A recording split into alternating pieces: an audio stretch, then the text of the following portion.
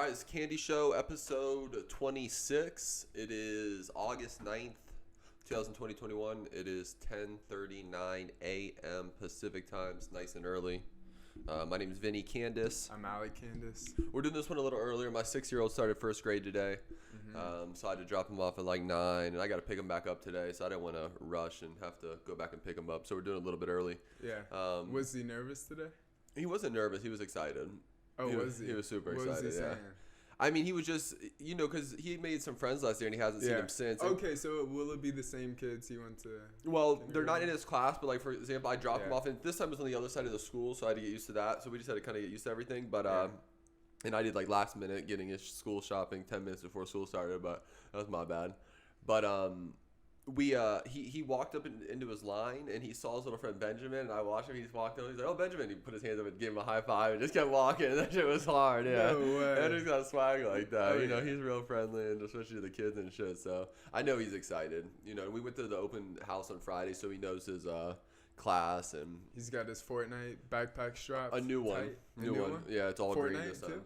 Hey, probably loves that. They had one at Walmart trying to grab that, so. Yeah, so he's super excited. Yeah. And then, so last night we had, your anniversary. guess my anniversary. Yeah, I've been with my wife for 12 years, but we just officially got married a year ago. So we got married 8/8/2020. So yeah, congratulations. Did it feel different, like the marriage anniversary, than the other ones, or no? Nah, it's the same feel. Not really, same thing. Yeah. And we never really had a date before that anyway. We never really had like anniversary date. This was actually our real first anniversary. We made a date, yeah. Damn. And she picked 8/8/2020 on purpose. Like she liked those dates, but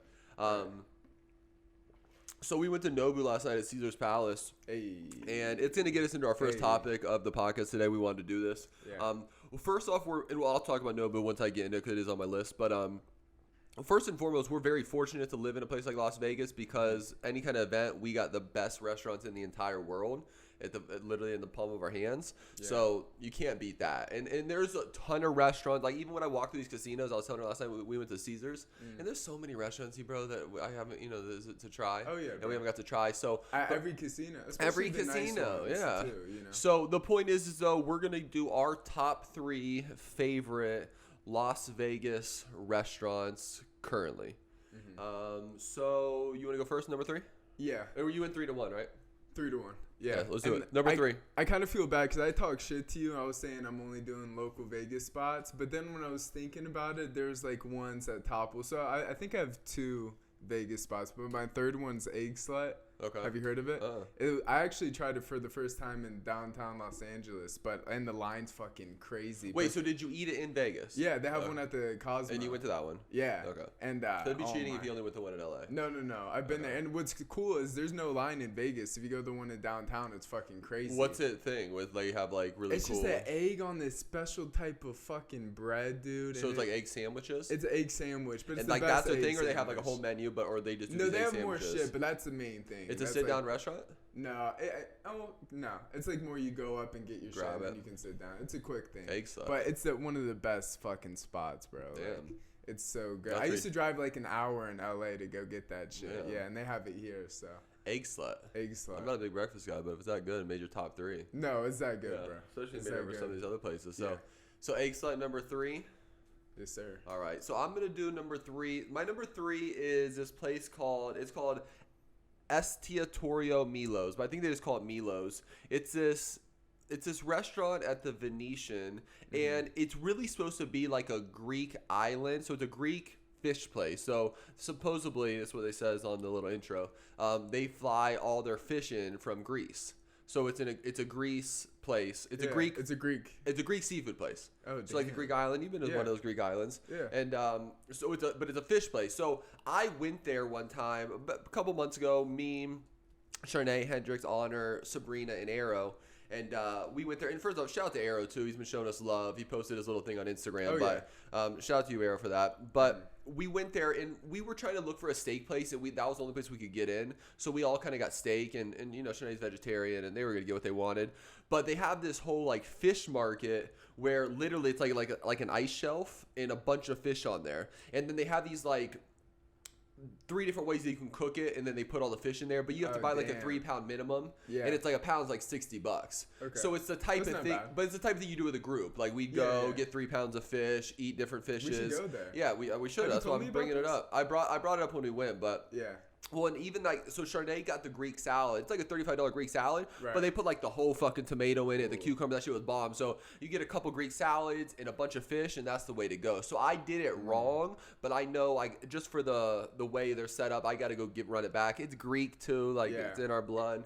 And so that too, and we did make fun of it a little bit. Like we got the steak and it said with like Greek, I don't know what it said. It was like Greek potato slices or some shit, but it was a different word, but it was really just French fries. So we were clowning on it the whole time. Like they made it seem like there was these side things, but it was just like French fries from In-N-Out Burger. But nah, it is different though, bro. That's the thing about Europe. When you go there, the fruit's better, the meat's better. I think their laws are different. Well, like, of course. Here you can inject shit with GMOs. Yeah, exactly. Bro, like I always talk about it in Italy, the orange juice, bro, is like this dark orange and fucking I believe everything. The fruits, the meats, less chemicals and shit, so cleaner. I bet. There, yeah. So my third is Astorio Milo's in the Venetian, this Greek seafood place. We got to run it back. Okay, cool.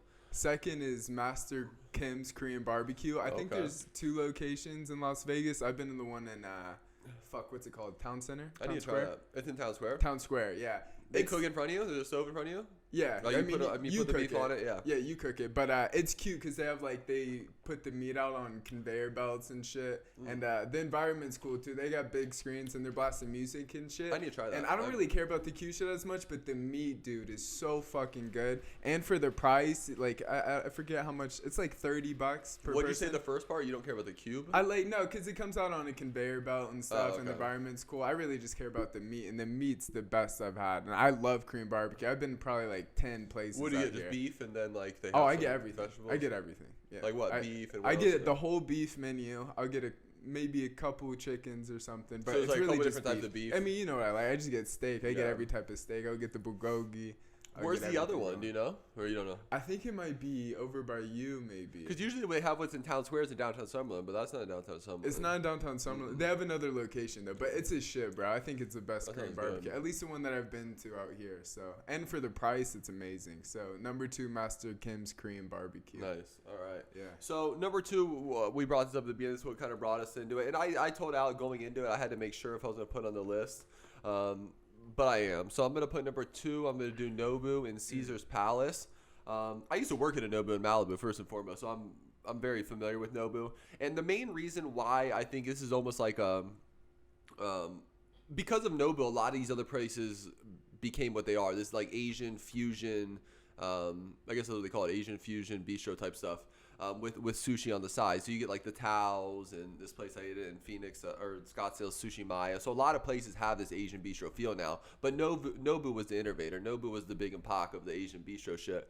But yeah, so Nobu Caesar Palace, my number 2. And also, too, I think what's important for me personally is the vibe of the place, too, kind of sets the tone. And like the Nobu and Caesar Palace has a really dope setup in there. I really like it. Our table was dope. So, like last night I got the king crab tempura with a little amazu panzu, you know what I'm saying, with a little onions and jalapenos. You got to eat it all in one bite, as the guy says when he brings it over. So that was good, the king crab tempura. I got this steak teppanyaki where they bring it out on the plate and then they have the lid on it. And so we bring the lid off, it's still smoky, headers like that. Medium rare, nice and fucking rare.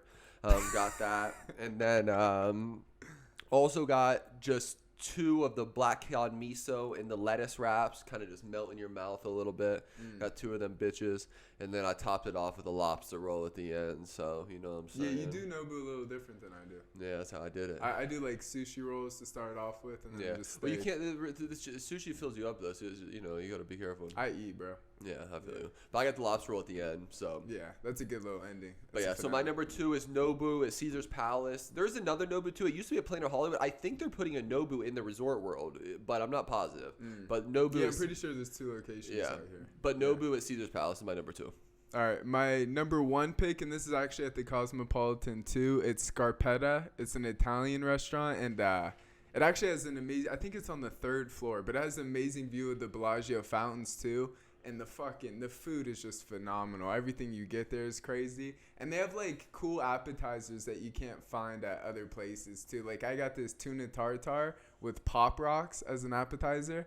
Like candy Pop Rocks? Yeah, candy Pop Rocks. And this is at a really nice restaurant. Like but they have a bunch of cool shit. That's like Tao with that $100 beef with crispy onions on top. But anyway. No, it's different. But it's a shit. It's expensive, but it's a shit. It's an amazing view there too. Has a great feel. It's Italian, so a little touch of home. So Scarpetta, number 1. Scarpetta. That second one at Cosmopolitan. Cosmopolitan's a shit for everything. Wait, what's in Cosmopolitan? Scarpetta and Egg Slut, they're both in Cosmopolitan. Yeah, they have some of the best restaurants. I bet. Other than the casino's not as nice as the other top. But it's the nicest hotel, though, right? But it's the nicest hotel. Yeah, with restaurants and the rooms and the pool and everything. Yeah. I need to go eat there. I feel like we ate somewhere there, but I've mixed up all the hotels now. Until I go in, I'm like, oh shit, we have been here. Just like last night, Caesar's Palace, we went there with your sister for the pool and shit. Yeah. I'm like, oh shit, I haven't been here. I've been here recently. I feel like I haven't been there for a while, but all right. So anyway, and then my number 1, I'm gonna do. It's called Viva by Chef Ray Garcia. It's this Mexican restaurant at the Resort World. Damn. Like, I want to go back to that bitch again, bro. First off, you're going to get me if you kill me with the chips and salsa off rip. If the salsa's bomb, I'm in. So that's a good sign at a Mexican joint if the salsa's good.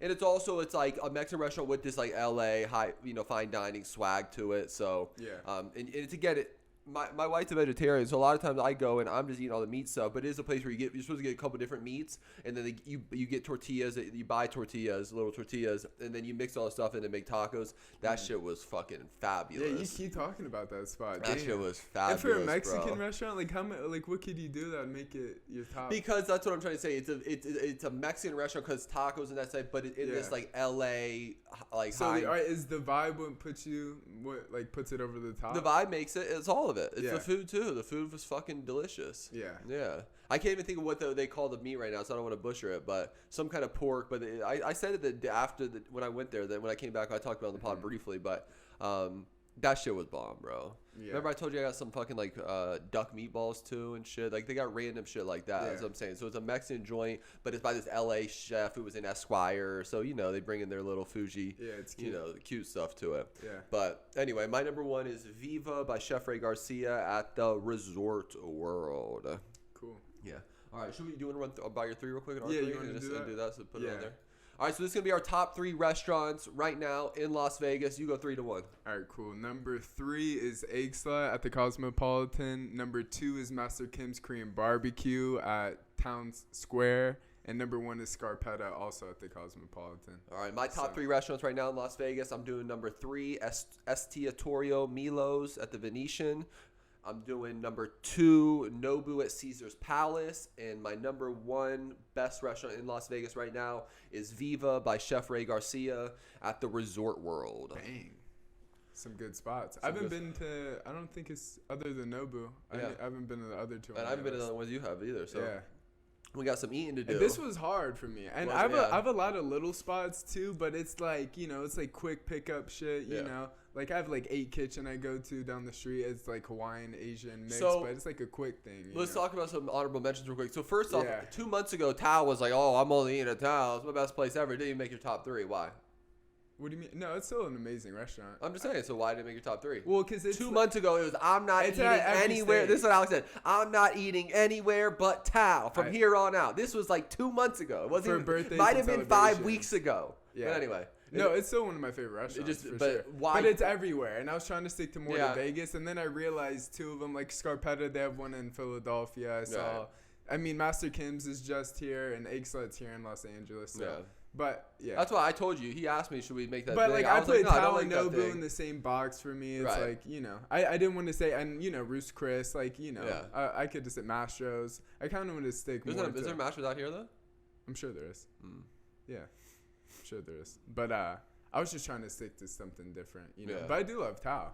Yeah. For like my birthdays and shit, I'm going to Tao. Yeah. That fucking So Egg Slut is better than Tao.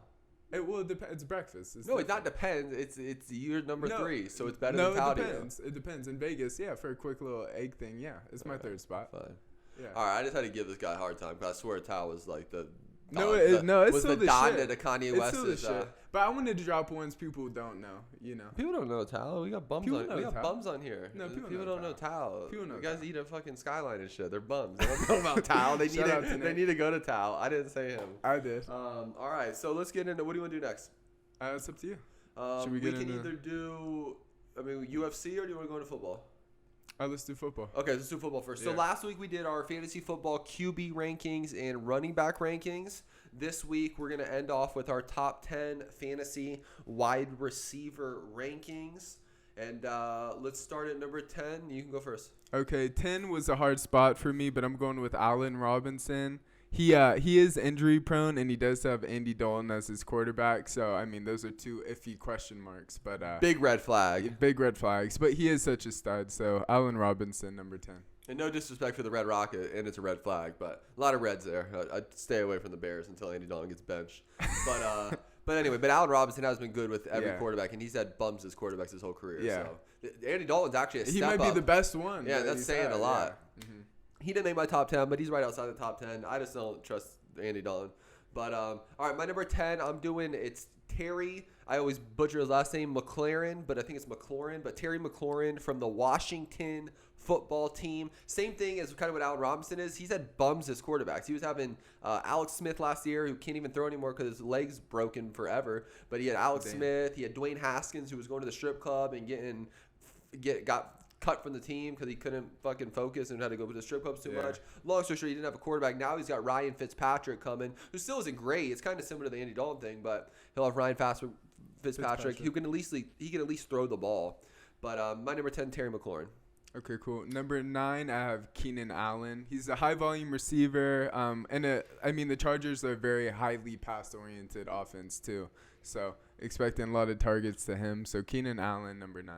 Yep. He covered it too, and that's not my number 9. My number 9 is Keenan Allen as well. Los Angeles Chargers. Justin Herbert should take a step up in his second year.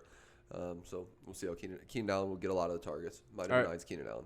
My number 8 is Justin Jefferson. He is a rookie, so there's always question marks out there. Second year? Yeah, second year. But he averaged 6 catches and 95 yards per week last year, which are pretty great numbers. And, I'm expecting him to keep growing and keep getting better. So I have Justin Jefferson out of Minnesota for my number 8 spot. Yep. All right, my number 8, I'm doing A.J. Brown for the Tennessee Titans. They have Julio Jones now this year, but I think A.J. Brown and a couple guys have coming up. A.J. Brown's one of the most surging top receivers. He could be next year top 5 once some of these other older guys start slowing down a little bit. But I got number 8, A.J. Brown, Tennessee Titans. Okay, well, my number 7 is A.J. Brown. Okay. So.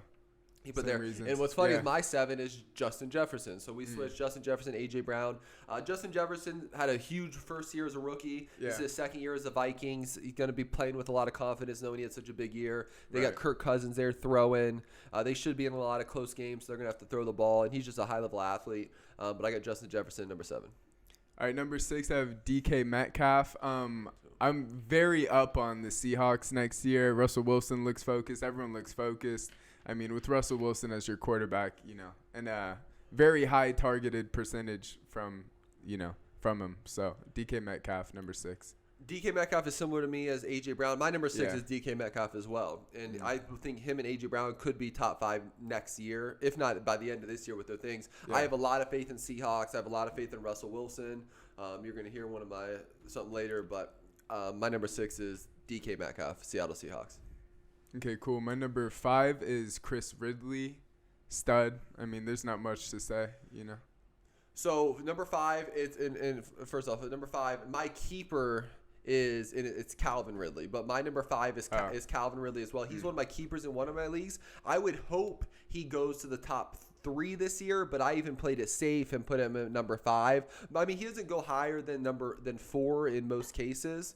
But I also have Calvin Ridley number 5 for the Atlanta Falcons with no Julio Jones this year. He was a beast last year with Julio. Yeah. Now Julio's gone. He's going to get all the targets. Calvin Ridley number 5.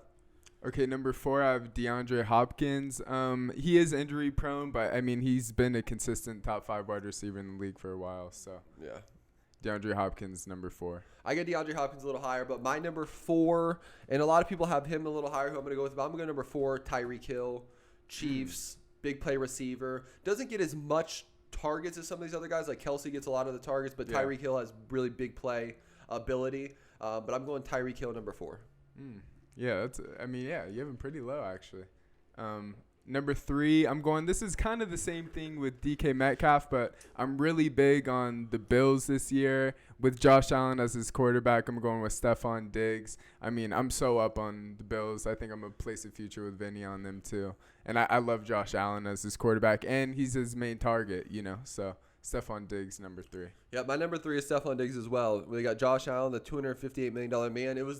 He got the biggest contract guaranteed, because you'll see these numbers, but really the contract is really what they're guaranteed. So he's guaranteed $150 million, which was more than Aaron Rodgers and Mahomes. Mahomes signed that $400 million deal, but his guaranteed was only like $144 million. Right. So it was 6-year, $258 for Josh Allen, $150 guaranteed.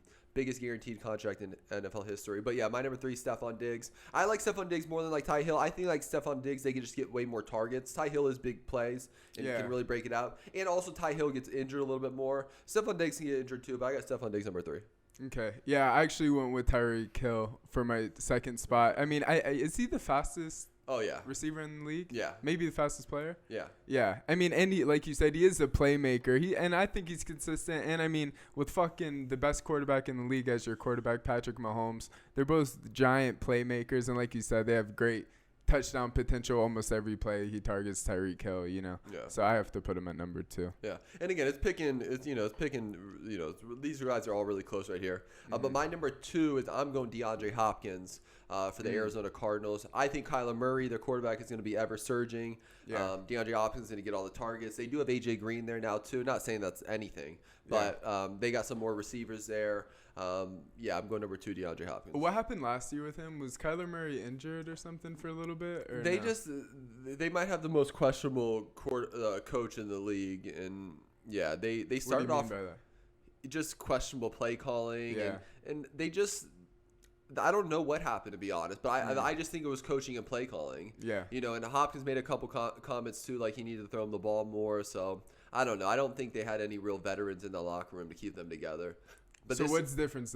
What's the difference? They added some veterans. AJ Green's there. Yeah. J.J. Watt's there. They got James Conner, running back from the Steelers. They put some veterans in there. Kyler Murray's going to keep getting better too. Yeah. And their chemistry, another year together. Last year was their first year together. Another year together, the chemistry should be better. So, yeah.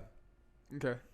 So number 1 spot, I have Devonte Adams. I think that's an unquestioned thing. I mean, he's been the best receiver in the league. So yeah. Aaron Rodgers is back, so you got to go with his number 1 target, Devonte Adams. They also added Randall Cobb too, and Devin Funchess, so he'll have other targets. The other guys that take some targets away, but also won't have as much take some heat off of him. Take some heat off him. So number 1, I got Devonte Adams as well. Cool. You had DeAndre Hopkins a lot higher than most people. Yeah, number 2. Why do you have him over Tyreek Hill and Stephon Diggs? I think Chiefs could be up a lot of games, and he could just, you don't need him to do as much. Like, I think I like receivers, teams that are either going to be down or in a lot of close games, and then they can keep banging. I just feel like they get more targets. Tyreek Hill can get like 5 catches for 180 and have a big game, but I like guys like DeAndre Hopkins to get like 12 catches. So you feel like it's more consistent? More consistent and more just targets, yeah. Yeah. Okay. So. All right, so number 10, I have Allen Robinson. Number 9, I have Keenan Allen. Number 8, I have Justin Jefferson. Number 7, I have DK Metcalf.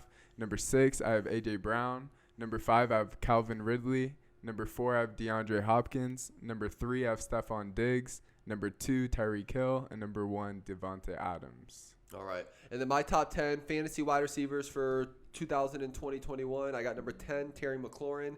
Number 9, Keenan Allen. Number 8, A.J. Brown. 7, Justin Jefferson. 6, DK Metcalf. 5, Calvin Ridley. 4, Tyreek Hill. 3, Stephon Diggs. 2, DeAndre Hopkins. And number 1, Devonte Adams. Cool. All right, that's our fantasy football 2020-21 wide receiver rankings. Let's get it. Nice. All right. So let's jump right into UFC 265. Real quick, UFC 265 was this past Saturday. Yeah. Cyril Gane TKO'd Derek Lewis in the 3rd round. I don't really want to go over the card that much, other than Cyril Gane's one of my favorite fighters right now. He's the best top 5 now. Yeah. We haven't made a top 5. Maybe we should do that one of these spots. Or who's our top 5 favorite fighters right now? Oh, that's a good idea. That's a good one. We haven't done it, but. Should we do it by weight division, or should we just do overall? No, overall. We're getting 266, one of my top 5s on that card, too, so we're coming up to him. But yeah.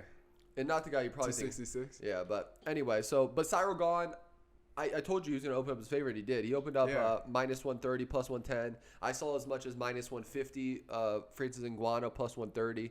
But I got gone in that fight. So once the people start being able to put the money on, don't you think it's going to lean more towards Ngannou? I hope, but I don't know. Yeah, I feel like it is. People I just love like Ngannou. anyone who saw Gone, though, are going to be I mean, you felt the heat from our videos when we gone against Francis Ngannou. Yeah. I feel like a lot of people love him. You know, everyone loves his one-punch fucking but Cyril's starching Stipe Miocic. No, yeah. I hope it stays low, though. I hope they don't find out. I hope not, too. I mean, I'll even take minus 150. I will, too. It should be like minus 280, minus 300. I don't know about that. It's a little disrespectful, but yeah. Yeah, but I mean, if you're talking about skill level, I mean, it's fucking crazy. Yeah, I told you. No disrespect. Francis has upped his game a ridiculous amount, but yeah. You know. I'm excited for that. Hopefully they can do a quick turnaround. I know they're booked all the way through almost November, but maybe they'll do that in December card and have Gone Ngannou. I think you said that he's like almost a 2.0 Stipe Miocic, right? Did you say that? Cyril Gone.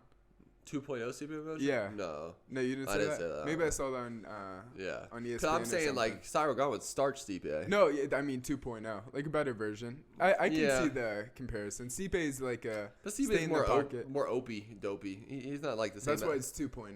But Cyril Gane's like an athletic big dude. I think Stipe's more like a hard worker, really smart kind of guy. I think it's more just about his fight experience and, technique more so, I mean, the funny thing is they might do Stipe versus John Jones, which I think would be fun. They should do it on the same card. Have Stipe, John Jones co-main event and then Gane and Ngannou. Now, Gane versus John Jones, I don't know. Oh, I got Gane versus everybody. Yeah. That's how I'm feeling. It's hard. I know John's out here. What's he doing? I mean, he's been gone for a minute, but it's so hard for me to doubt that guy. Well, I was taking John versus Ngannou. And John versus Stipe. Same. John Gane is fun, but we got to get there first. We need, whether John might wait for Gane and Ngannou, but they're gonna have to give Stipe something. And I saw some reports Stipe got offered the fight for John Jones, so we'll see how that all pans out. But all right, so let's get into. We're gonna do after each pay-per-view, we do our next pay-per-view breakdown. All right, so our UFC 266, we're doing bets and predictions. Pull up best fight odds. So UFC 266, September 25th in Las Vegas. I'm kind of wondering what the ticket prices might be, but anyway, UFC 266, September 25th in Las Vegas. It is headlined by the 145-pound championship fight. We've been waiting for this fight. It got rescheduled. Then they became the coach of the Ultimate Fighter. But it's Alexander Volkanovsky with a record of 22-1, a beautiful record, versus one of my favorite fighters, Brian T-City Ortega, who also has an incredible record at 15-1. And it built up a lot of steam from the Ultimate Fighter, which I watched all of it. I got to watch the 10th episode, but I built some steam on it. And then we got in the co-main event, arguably the best, probably the second best, because they still consider Amanda Nunes since she got beat. But Valentina Shevchenko defends her 125-pound title versus Lauren Murphy. I believe Valentina is a big favorite, about minus 1,000. I think it's 800. 800. And the next one, we're gonna do the return of Nicholas Diaz versus old man Robbie Lawler. They're both old. Nick is 38, Robbie Lawler's 39. They fought too. I thought I saw something too. It said like 17 years ago, but that could be completely butchering that. What? That seems like a long time. Way. 17 years ago? Pull up the win last time Nick Diaz and Robbie Lawler fought real quick. Should I just go to there? I mean, sure, yeah. Scroll down. It said it's fight 17 years in the making. Okay, let's see. Chris Lytle, Robbie Lawler right there. Yeah, when was this? 2004. Yeah, it 17 years ago. 17 years ago. God damn. They fought 17 years ago. Holy Nick knocked him out. Yeah. That was back when I bought paper. I bought one of those DVDs. I had that DVD. So they fought 17 years ago. They're rematching. Here we go. And Nick hasn't fought in like 5 years alone. Yeah. So that's a big fight. We also got a big heavyweight fight. Curtis Blades versus Jaisin Nero Rosenstroke. I believe Blades is a nice big favorite, like minus 280. Rosenstroke plus 250. And then the other two good fights on the card. We don't have lines for them yet, though, but we got a big girl fight. Jessica Andrade versus Cynthia Cavillo. And we also got Marlon Moraes versus Merab Davashvili, something like that. So, and we thought we were gonna have Thiago Santos versus Johnny Walker, but that got moved back a week.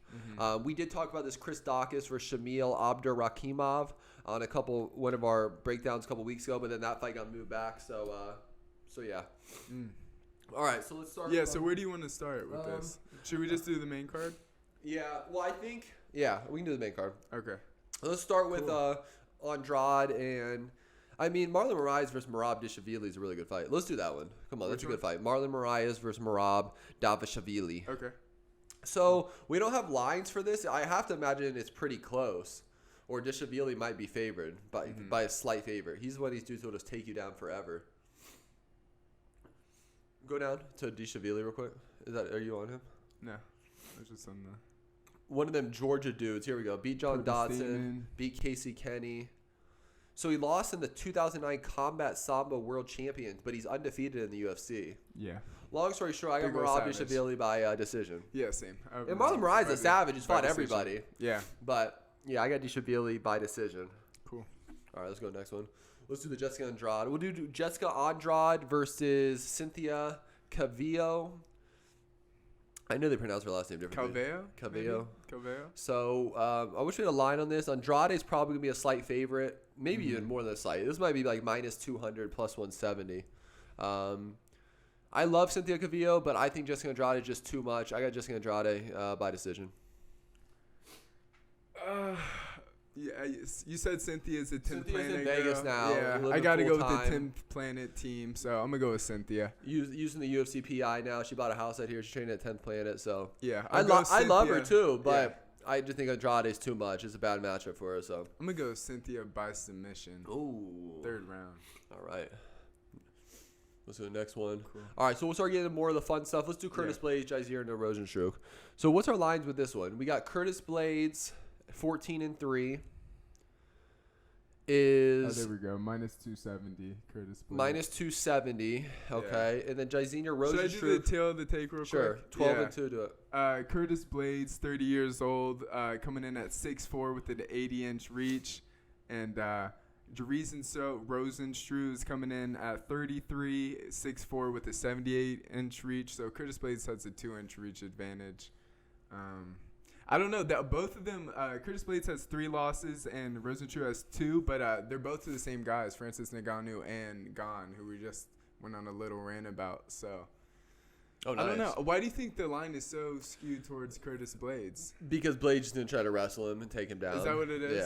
Yeah. It's kind of like with Derek Lewis. When he fought Derek Lewis, he was this big a favorite too. It might have been even more, but then Derek Lewis knocked him out. But I think it could be the same if Rosenstroke could not stop the takedown, but obviously easier said than done. Yeah. I mean, and it's not crazy big, plus 220, minus 270. I want to go. 270 is pretty big. Yeah, I want to go Rosenstroke, to be honest. Really? But I think I got Curtis Blade by 2nd round TKO. Damn. I'm going to go Curtis Blades by decision, I think he's just going to out-grapple him, like you said. I just feel like the lines are a little too much. Like, I feel like they should be a little closer. And I like Biggie Boy. I mean, he's only lost to the two best guys, right? Ngannou and Gane. Like, he's a beast. And he surprised me in one fight when he knocked somebody out. I'm drawing like who it was. But Curtis, he can just take you down and he's such an athlete. Ruin the fight. Yeah. That's what we thought about Derek Lewis, too. And Derek Lewis uppercut him when he came in. And Curtis Blades fell over. But, yeah, I got Blades by 2nd round TKO. Yeah, I wouldn't bet this fight, I don't think. No, I'm going to stay away. Yeah. All right, next one. Do you want to do the girl Valentina Shevchenko first, and then Shevchenko we'll do our real co-main event. Yeah.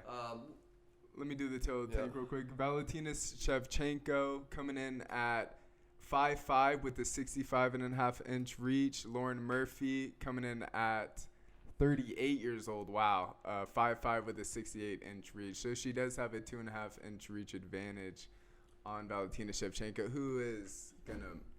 Well, before we butcher Lauren like that, she's what? Last 5 fights, 5 wins in a row? Yeah, 5 wins in a row. Who are they some over? Good people. Let's check. Jillian Calderwood from UFC or from Syndicate. Okay. Beat Roxanne also from Syndicate. Andre Lee split. A couple splits in there. So let's put it this way: how is Shevchenko winning? I'm gonna go. No disrespect to Lauren Murphy. But. Yeah, 1st round TKO. Oh, that's rough. Yeah. That's rough. I mean, there's not, and you can't even bet this fight. The odds are so skewed. Like, what did we say it was? Plus 800? Minus 800. Minus 800, I mean? For William Hill, yeah. Yeah, some have a minus 550. 1,000. I see as much as minus 1,115. Damn. But William Hill's what we go by. Minus 800. Valentina Shevchenko. You're going first on TKOs. Nah, Lauren's like she's got like this military body, like military kind of a thing to her. She's gonna survive a little bit. You think? But I got Valentina Shevchenko by 4th round TKO. Okay. Cool. All right, That and then might the be a fun little people's. prop bet. The people's main event, aka There our we go. co-main event, and it's also a 5-round fight. Then the Diaz brothers, the only people in history who get 5-round fights for no reason. No one gets 5-round fights unless it's a title fight or a main event. Nate and Nick back to back get 5-round fights. Talking about power. Yeah. But all right, do the tail of tape. Yeah, Robbie Lawler coming in at 39 at 5'11" with the 74-inch reach. Nick Diaz coming in at 6 foot with the 76-inch reach and a 6-year hiatus, I'm pretty sure.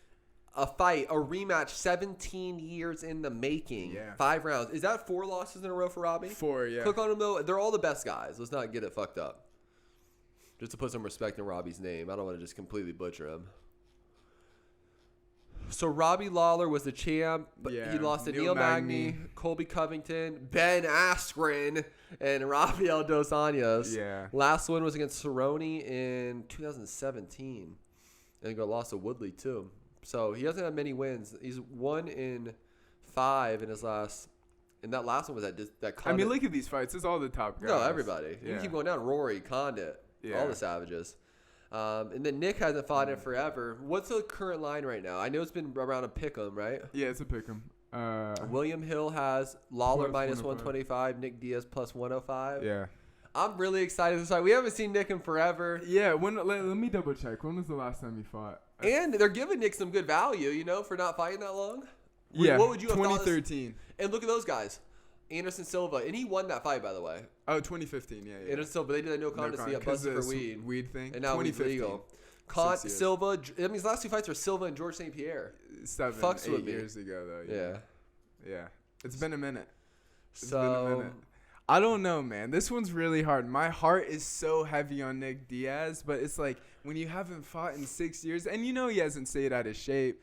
I hope not. No, I do see a lot of triathlons. Instagram clips of him just fucking blazing it up. Oh, I see him drunk as hell. Yeah. He's wilding out. But Robbie Lawler is so chinny now. It's like coming off of 4 losses, dude. I really don't know. This one's hard for me. That's not hard for me. I got Nicholas 209, Stockton Diaz by decision. Yeah. 5 rounds is going to benefit Nick Diaz. Robbie's going to have to try to knock him off, and Nick's just going to pick him apart for 5 rounds, and he's going to put on a masterclass. I mean, Nick doesn't get knocked out, really, though, huh? No. I mean, he's been fought forever. His brain's probably good.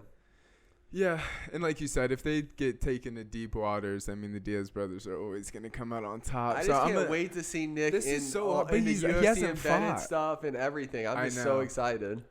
I know. All right, I'm going to go Nick Diaz by decision. Yeah, we haven't seen Nick since Henderson's been born, basically. That's feels like he's been here forever now. Damn. This fight's so much fun. This is a great fight. This is the perfect one for them to put Nick Diaz back in. I'm happy the line's close. I mean, how would Robbie win? By knockout? Is that the only option, really? Maybe decision, because he could maybe lay in a couple more punches, but I think Nick's going to be crisp. We'll see. I don't know. It's so hard. Yeah, I got Nick Diaz by decision for sure. Yeah. Okay, I'm doing the same thing. I have Nick Diaz by decision. Okay. All right, so let's get to the main event. This is a fun main event. We've been excited for this fight. At least I have for a while now. Yeah. We got Alexander Volkanovsky defending his 145-pound title versus Brian Ortega. Do some of the stuff, the tail of tape, and then I'm going to get into it a little bit. Yeah, Alexander Volkanovsky coming in at 32 years old, 145 pounds, 5'6", with 71.5-inch reach. Brian T-City Ortega, my favorite fighter, coming in at 5'8", with a 69-inch reach. So Alexander has a 1.5 inch reach advantage. But Ortega's 2 inches taller. Yeah. So I want to say something. So we did a breakdown of this fight at one point, and we did? Oh, yeah. Because it was on a card, and I made this comment once. I was like, it was when Weili Zhang was about to fight Rose Namajunas. Yeah. And I said Volkanovski and Wang Jia are kind of the same, and Ortega and Rose. Yeah. So they're just these machines that are hard to beat. Well, we know what happened. Right. Rose ended up head kicking Zhang, but Zhang was favored in that fight, and Rose head kicked her and won, and we were excited. Yeah. But I thought it was similar. I think like Volkanovski is just a real tough dude to really beat. He's not going to finish Ortega. I think Ortega can take out Volkanovski before Volkanovski can take out Ortega, but Volkanovski's hard to beat for 5 rounds. I mean, he's 22-1, and I'm pretty sure 22-1 he's won like 18 in a row. Cook on his record. Crazy. I think one of his loss was like super early. He was a former professional rugby player. Now, I think he got beat by Max in his last fight to keep it 100, but he fought Max, Aldo, Mendez. Go down. When did he lose? So he lost to Corey Nelson, his third fight in 2013. So he hasn't lost in 8 years. He's savage. I mean, and Max Holloway put on a fucking clinic on Brian Ortega. Yeah, but I thought Max beat him in his last fight. I thought Max beat Volkanovsky. Yeah. And that's Ortega's only loss was that Max Holloway fight. Mm-hmm. But it was a butchering. It was a butchering, yeah. You know. But he came back after 2 years. People were questioning him, and he looked like the best he's ever looked when he beat the Korean Zombie. So, obviously, Volkanovski isn't the Korean Zombie. What's their current lines right now with William Hill? So, we got Volkanovski is minus 180. Ortega is plus 155. Yeah. Let's go. That's about right. All right, I'm going with Brian Ortega, 4th round submission. Damn. Yeah, it's so hard. My heart wants Brian Ortega. He is my favorite fighter, but I can't do it. I got Alexander Volkanovski by decision. All right. So. That's what it could be, but no, I'm going Ortega. Fuck all that. So yeah.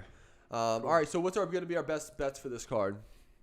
Yeah. What do you got? I mean, I got a parlay brewing, but you got a parlay? Yeah. I'm really going to be. I'm going to have to go. Okay. So do you want to do best straight bet? I mean, God, I don't really have one to be honest. I mean, Shevchenko put 1,000 on 100. No. Yeah. This is a sucker parlay for sure. But yeah. I feel like all these are. 2-team parlay. Nick Diaz plus 105 and Brian Ortega plus 155. God. 2-team parlay. Mark it down. I will be putting money on it. Yep. That would be such a beautiful night if that won. That's what my heart would love. Yeah, I'm gonna have to go. I'll go 2-teamer 2. I'm gonna go Alexander Volkanovski and Curtis Blades. Okay, I like that. Yeah, that could be a good hit actually. But I want Ortega to win, so fuck all that. Yeah. All right, so he's going Volkanovski, Curtis Blades, 2-team parlay. I'm going Brian Ortega and Nick Diaz, 2-team parlay. Don't get me wrong. I'll love it if Nick Diaz and Brian Ortega win, but it's just. Yeah. Alexander's just such a killer. Man. It's a tough fight. Yeah, it's a real But again, they tough thought fight. about Wang Jaisin and Rose head kick. I think it's a different thing. I think it's different. But anyway, so that's our UFC 266 Volkanovski versus Ortega, September 25th in Las Vegas. Let's get it. Cool. All right. Let's stay with fighting real quick. We didn't pull up something for this, by the way. Just quick. Errol Spence versus Manny Pacquiao. Errol Spence is fighting Manny Pacquiao August 21st in Las Vegas, Nevada. The same night, we're going to WWE SummerSlam at the Las Vegas Raiders Stadium. Manny Pacquiao is fighting Errol Spence right across the street, I believe, at the, what is it, T-Mobile Arena? Or where is this at? Let's see. Just says in Las Vegas. In Las Vegas. Okay. I'd imagine. Yeah. Oh, T-Mobile Arena. T-Mobile there it is. Arena. 6 o'clock. So that's starting at 6 o'clock. We got SummerSlam starting at like 4:30. Vegas is going to be packed that night. Yeah. And we'll be out there. Yeah, it's going to be a crazy night. So they got Robert Guerrero, Victor Ortiz on the other card, but whatever. We're going to just talk about, and the funny thing is Manny Pacquiao is 42 years old, and he's only plus 175 versus Errol Spence, who a lot of people believe is like top 2, top 3 pound for pound best fighters in the world right now. Yeah.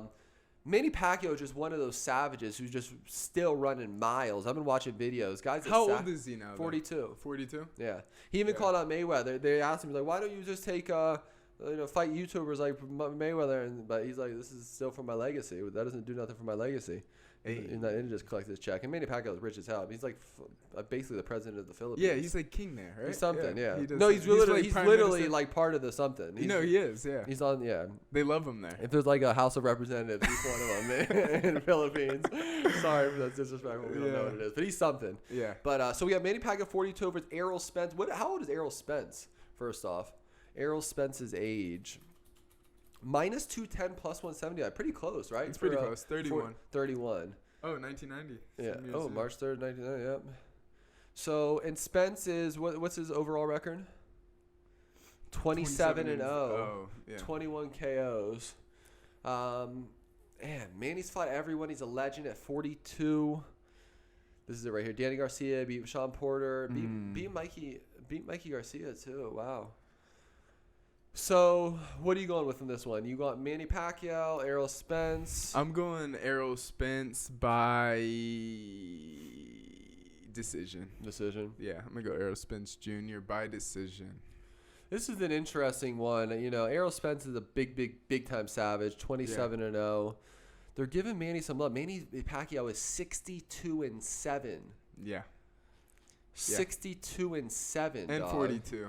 And 39 KOs and 42 years old. I'm just wondering why the line is so close. Like, do they want Manny to have a couple more fights? And boxing is pretty rigged, but you're going Errol Spence by decision. Yeah. I'm going Manny Pacquiao by decision. Let's go! Damn. Might have to put some money on that while I'm at SummerSlam. What? But I'm going 42-year-old Manny Pacquiao. Wait, you feel like that? You're going to put money on that? Decision. Let's go. Something that feels weary about this one, though. Why the line's so close when he's 42. I think it's 27-0. Like, that's a good point. And Pacquiao's, fought that's everybody. That's what sucks about boxing. Everything's fishy. It's rigged, too. It's fishy. And Pacquiao can make another couple pay-per-view money for these dudes. So. Yeah. But yeah, I'm going Manny Pacquiao by decision. You got Errol Spence by decision. We just want to brief over that because coming up August 21st, Errol Spence versus Manny Pacquiao, August 21st, T-Mobile Arena in Las Vegas, while we're across the street at WWE SummerSlam. I did drive by the Raider Stadium last night too, and they have signs WWE SummerSlam. Oh yeah, yeah. Damn, that's gonna be so much fun. All right, that's it for that. Cool. Let's get into music now. Yeah, let's get into music. Cool. So this week we had the new Nas album drop, King's Disease II. Is it a classic? Well, let me say this first. So King's Disease 1 came out, right? And it was a Grammy nominated. And I can't believe it when I said this to you over the phone. I said it was nominated with Royce, Booker Ryan, Freddie Gibbs. And the one I left out was Jay Electronica. Jay Electronica's album was on there too with Jay-Z. Oh, really? Yeah, those were the four on there. So they really gave hip-hop stuff. But wow. That was the Grammys? That was the Grammys, yeah. Damn. Long story short, King's Disease won the Grammys, right? And that album was okay, but it wasn't like popping off for me. Yeah. And damn. Oh my god. So then he dropped King's Disease 2, and I called Alec after 3 songs, and I already knew where he was taking us.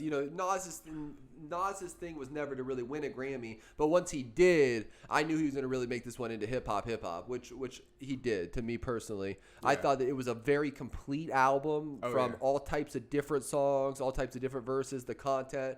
Where do you want to take us with the album? I mean, first off, did Hit Boy make all the beats? He was featured on the song because he was rapping, but I'm pretty sure he made all the beats. Yeah. I mean, the instrumentals are crazy. Like you said, it's a complete album. Like, for every sound, every type of emotion, it's so complete. But, I mean, how do you grade this? Like, do you think it's a classic? Like, what? A classic's a big thing to say. Yeah, at this point, is it probably like right now? Right now, off the top of my head, is the best album this year? It could be. Yeah. So that's a good step in the right direction. Yeah.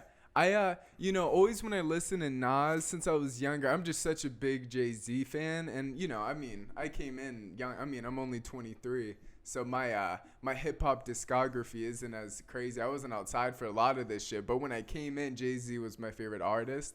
And I'm a loyal guy. So when I used to see Nas, I used to just think of him as the opposition to Jay-Z. So I think I would always come in with like a negative disposition towards him, and I wouldn't really give it a full listen, But after you were hyping this album out to me, I was like, fuck. And I played through, and this shit's just amazing. Where'd you play through it first? In the gym? That's your in the gym. Yeah, in the gym. How were you feeling when it took you into the first one? That was Pressure, or was that what that one's called? Yeah. Pressure. Yeah. It's just. You have 2 favorite songs on it? Yeah. Did you get that? And one of them's one of my favorite songs of the week too. Okay. Me too.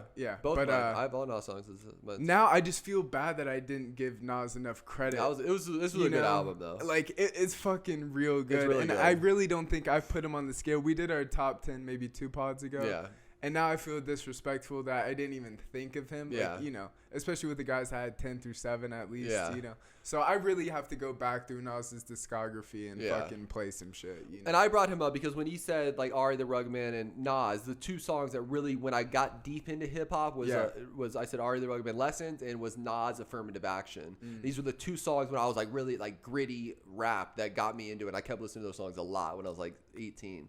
But But yeah, anyway, so before we even do our favorite songs, let's first off say, so he had the 4 song with EPMD and Eminem. He got Eminem on there, and he actually, at first when Eminem came on, I was like, oh shit, where's this going? But then he switched back to his tone that I liked. I really enjoyed Eminem's verse on there. You did? I did like it, yeah. For Eminem, okay. You know what I'm saying? Like, you know, but and then the biggest verse on there, he brought Lauryn Hill from the trenches, and she spit bars, basically speaking, you know, truth to power. You know, Lauryn Hill is like the Dave Chappelle of rap.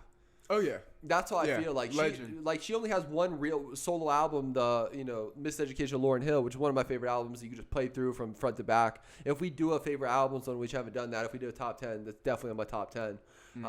But she killed that verse, you know, basically just calling out. That's definitely the best verse on the album. Yeah. I mean, other than Nas, I'm saying best feature on the album. Yeah, but shout out to Lauryn Hill, spitting bars, continues to spit bars with real shit. You know, it was real substance to it as well. So yeah. The one thing I felt like the Eminem verse was just misplaced, to be honest. I love Eminem, and I don't want to discredit him, but it just didn't match the feel of the album to me. Yeah. So when I heard him spit, I felt the same way with the YG verse, too. I just felt like it was misplaced, you know.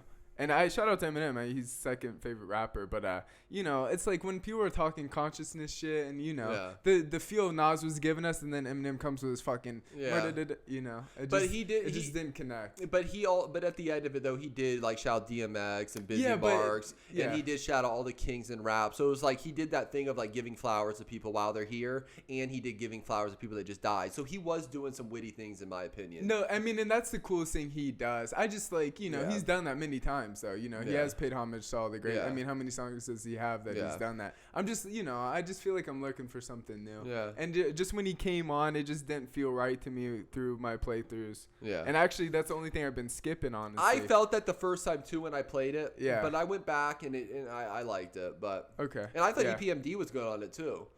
But I think that was why, too, because EPMD has this, like, gritty voices to him, and then M comes on with his little silly stuff. But I listened to it a couple times. That's why I just feel like it's displaced. I don't know. But that's the only the song that I had in question, to be honest, you know.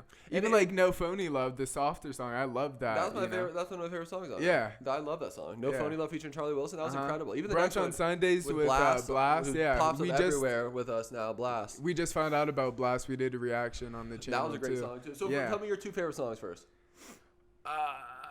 My 2 favorites. Well, first up, where are we clock time, real quick, before we do this? I think we're getting close to an hour. I don't know because I had to restart it. Okay. But it's really hard for me. I'm gonna go with Death Row East and Moments. That's funny. Because my 2 favorite songs are Death Row. Well, the reason I said it because we could do songs of the week, because both of mine are Nas songs anyway. Okay. But my 2 favorite songs on the album, I did Nas No Phony Love featuring Charlie Wilson. I did Nas Death Row East. Yeah. And I did Nas Nobody featuring Lauryn Hill. I did all 3 of them. And those were my 3 songs of the week as well. Okay, so Nobody was my favorite song of the week. I just missed it out of that. That Death Row East is hard too, yeah. Junk off dark nigga. That shit's hard. Yeah. No, that shit's hard. Actually, Nobody was probably my favorite song on the album. I was saving it for favorite song of the week. But Lauryn Hill fucking murdered that. And you know, she just has this presence. And that's what I mean. Like, I don't feel that same thing from other artists that you can get from Lauryn Hill. There's very few that you can name where you get that presence, you know. You get that through character, you know. Yeah, and you get that through I mean, that's one why album and never selling out the rest of the time. And that's kind of what she was saying the whole verse.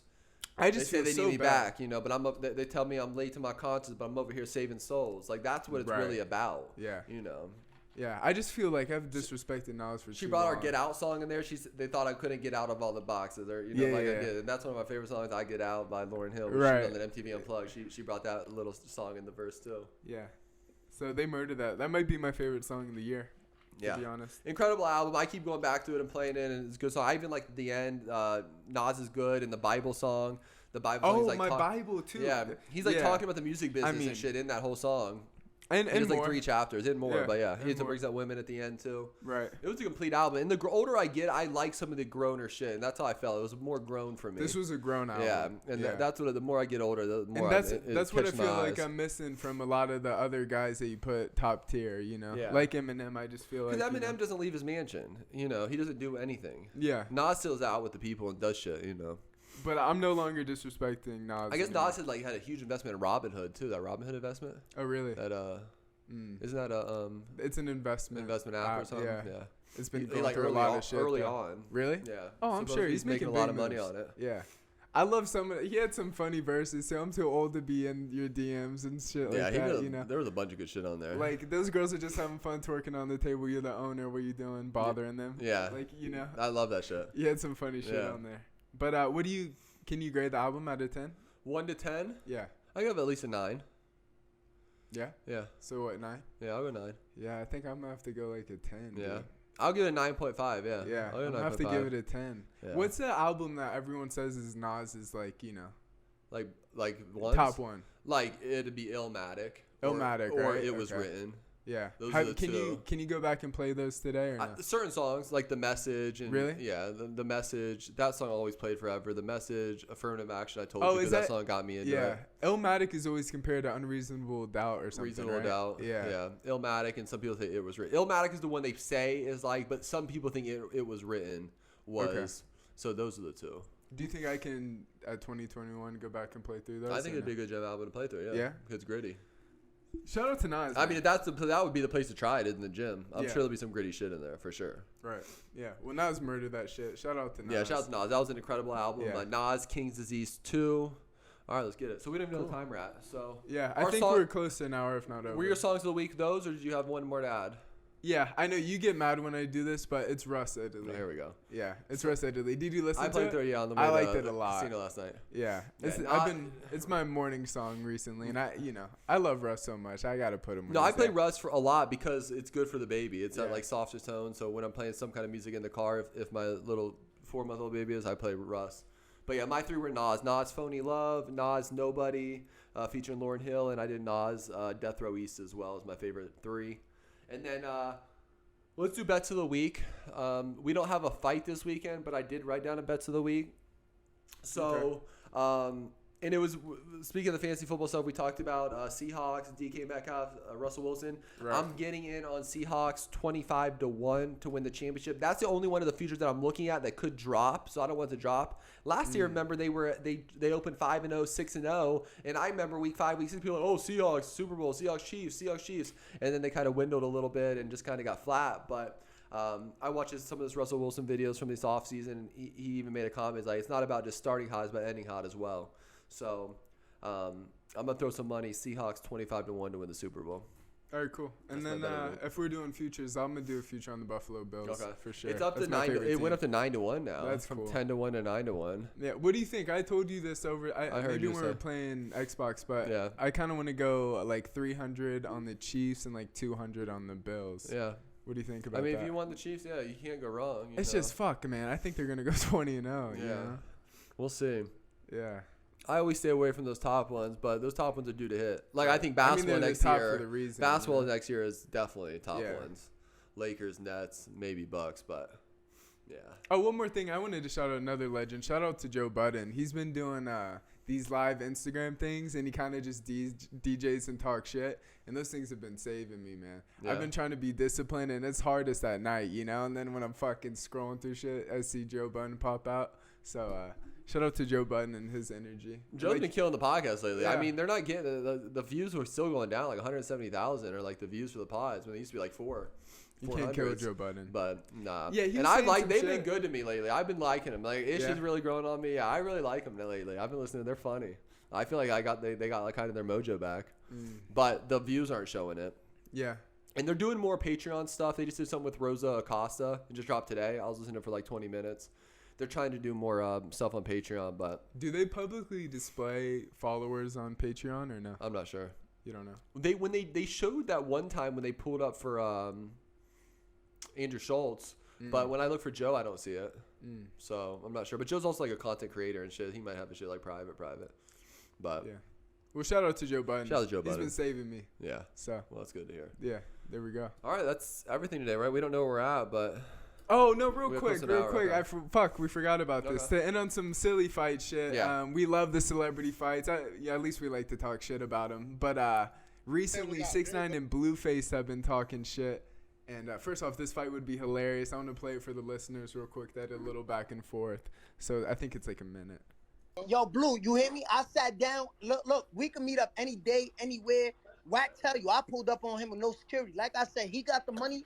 He got the $20 million. Like I said, we could do it. You heard? And in the blue corner. Better be training, man. Wait, Oh, wow. It got to be $20 million for the fade? Yo, but I don't got to train. You 6'4", you all bones. Like I said, I ain't nothing to train for. All right. Yeah, All right. Hey, Tekashi, when you coming back to $20 Minnesota? million for the fade? Yeah, I'm ready for the fade. That was out. There you go. Yo, Blue, you. So that's basically it. So I watched DJ. First of all, also shout out to DJ Academics, has a new Spotify exclusive podcast, really put together well. I'm excited to see where he takes us. But he did his first episode with Tekashi 6ix9ine and BlueFace's manager Wack 100, who's famous dude now, Wack 100, but a real street dude. And they brought this up at one point, and Tekashi wants only fight for $20 million, which is a lot of money. That's a lot of money. But Wack was like, I'll do 10. And he was serious about it. And then Tekashi was like 20. Tekashi was trying to get out. He was like 20 out. And then till the point where Wack was like, yeah, I'm going to put 20 mil? Okay, I'm going to put some things together. He's like 20 after taxes. Once he actually kind of agreed to it, he's like, no 20 after taxes, because that's like 40 million. I think a fight with 6ix9ine is worth $20 million. BlueFace is murking him. Oh, 100%. I mean, that's not a fight. I'm just saying money-wise, yeah. 6ix9ine's worth $20 million. Yeah, it's not even a fight, bro. Yeah, There's a zero chance for 6ix9ine. BlueFace has really been taking it serious in boxing. And BlueFace is a long, athletic dude. Oh, yeah. No, he's a savage. Fat. Yeah. No, yeah. He looked good in that last fight. And then he fucking pieced up the fan that jumped in the ring after. I mean, yeah. He's taking it savage. serious. And I don't even know how tall 6ix9ine is, but yeah, he's getting in out of shape. Like, there's zero chance. I think he's talking shit, and I don't think 6ix9ine would ever do that. No. Do you? No. Even for $20 million. No. I don't think he does it. I don't think he does it. I mean, he'll keep outpricing himself. Yeah. Yeah. But they talked about this a lot on there. They were trying to That'd get it be happen. hilarious, though. I'm definitely paying to watch if they set it up. BlueFace should pick up some fights you guys will fight. Obviously, this would be fun, but Tekashi ain't fighting him. But he's short and stubby. Yeah. He can't box. And out of shape. He's probably never even boxed. Yeah. Realistically. No, definitely not. But 6ix9ine's been kind of going through a rebrand. Yeah. You know, he's been Steve will do it. And he's been touched with like the Nelk boys, like Steve will do it, and Bradley Martin. He's been all up in their YouTube little thing with Sugar Sean O'Malley. You know, he's a smart guy, man. He knows how to operate properly in the social dynamics. And open up a DJ Academics new podcast. I'm sure it's got hella views. Yeah, and DJ Academics is hip hop news now. You know? For sure. So it's like, he's paired himself so well in such a good spot. So. Yeah, I'm excited to see where this DJ Academics podcast goes, where he takes us from here. It's gonna be the biggest. It's gonna be huge. It's gonna be the biggest. I want to see what he takes. He opened with Tekashi and Wack 100, so I'm excited. He'll do cool things like this too. It would be amazing if him and Joe Budden could. No, watch him get Joe Roy and Maul on one. Joe knows how to Roy and Maul the other. That would be amazing. That would be hilarious. But Joe Budden and DJ Academics as a pair. What was that original show on Complex? Yeah, Complex. I can't think of what it's called, but yeah. But that show was amazing with their pairing, and just them two would be a very fun What's dynamic. What's that show called on Complex? Everyday Struggle. Everyday Struggle. There we go. We heard about so many lines. Yeah. I'm a Joe Budden, Everyday Struggle. Everyone talking to Joe. That shit was fire. That was good. Too. Yeah. But shout out DJ Academic, shout out Joe Budden. Yep. Shout out to our followership. We're up to 307 followers. Subscribers, on YouTube. So and then our TikTok jumped up to 320 followers. Yeah, so now we're actually pushing our TikTok thing. We've been saying forever, but follow us on KandiShow, KandiShow on TikTok. We're on Instagram. We're going to start pushing it heavy now. TikTok, Instagram, obviously YouTube. We'll the more we get, we'll do the Facebook, all the other stuff. Shit, we might make a Twitter here soon. We're going to be on Twitch eventually. Yeah. We're doing everything. Spotify, Apple Podcasts. So check us out there. KandiShow. I got to take a piss. Let's get it. Thank you for watching.